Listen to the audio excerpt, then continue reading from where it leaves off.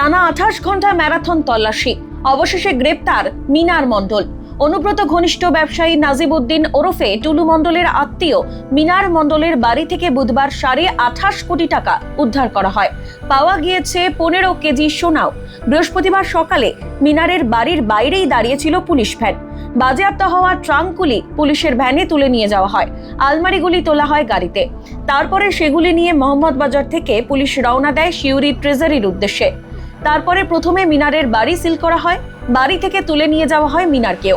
তদন্তকারীদের একাংশের অনুমান, নগদ আর সোনা মিলিয়ে সম্পত্তির পরিমাণ প্রায় 50 কোটি টাকা।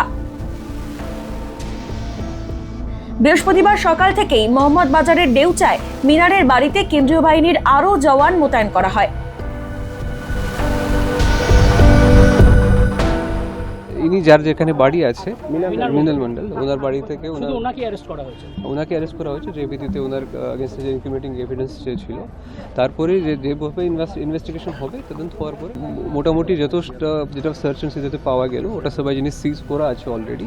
বাট এই মুহূর্তে যেহেতু অনেকটা জিনিস এই মতো আছে, সেন্সিটিভ আছে, তার জন্য বাড়ি সিল করা হচ্ছে। মহিলা যাচ্ছে তার ইন্ডিপেন্ডেন্ট উইটনেস যে এসেছে, হ্যাঁ, ওটা উইটনেস হিসাবে যেহেতু একটা লিগাল প্রসেস চলে, তো প্রসেসের মাধ্যমে ইন্ডিপেন্ডেন্ট উইটনেসগুলো থাকে।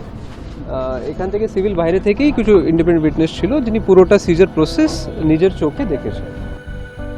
ধৃত মিনারকে পুলিশের গাড়িতে তোলার সময় জানতে চাওয়া হয়, এই বিপুল পরিমাণ টাকার উৎস কি, কোথা থেকে এলো এই টাকা কার?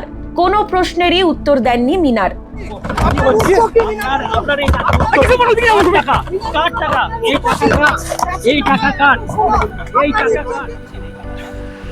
অন্যদিকে মিনারের ছেলের মুখেও কুলুপ। যদিও মিনারের স্ত্রীর দাবি, টুলু মণ্ডল 1 বছর আগে এই টাকা রেখে গিয়েছিলেন। আমাদের বলা হয়েছিল কাগজ রয়েছে।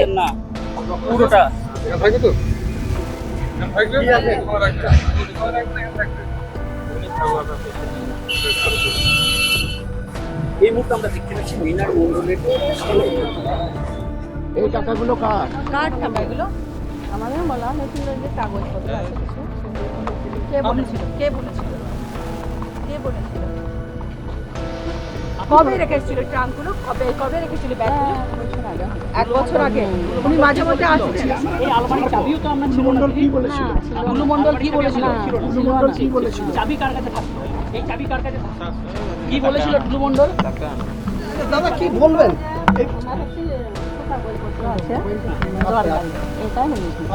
ভয়ের কিছু নেই, মানে কখনো খুলেও আপনারা দেখেন না, কিছু দেখিনি। ওরা যে ভেঙে বের করেছে। সকাল থেকে রাত, বুধবার দিন যত গড়িয়েছে, বীরভূমের মিনার মণ্ডলের বাড়ির আনাচ কানাচ থেকে উদ্ধার হয়েছে থরে থরে নোট। এবার নজরে টুলু মণ্ডলের সুভাষপল্লীর বিলাসবহুল বাড়ি। সেই বাড়িতে হানা দিয়েছে পুলিশ। এখন তদন্ত কোন দিকে মোড় নেয় সেটাই দেখার।